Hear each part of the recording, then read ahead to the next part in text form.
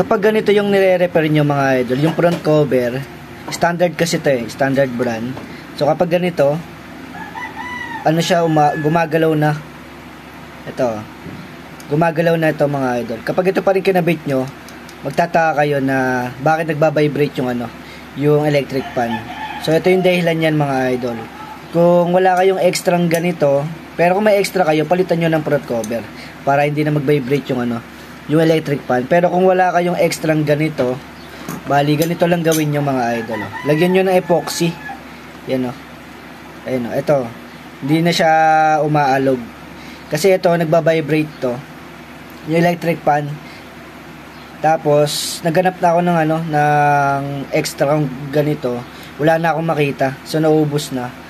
So, halos lahat yung mga extra kong front cover na standard. Ganito, may alog siya. So, kailangan kasi walang alog para hindi mag-vibrate yung electric fan. So, ito mga idol, nilagyan ko siya ng epoxy para hindi na siya umalog. Yan So, ganyan lang gawin yung mga idol. Tapos, ibabad nyo ng magdamag. Yan. Okay na yan mga idol, hindi na mag-vibrate yung yung electric fan.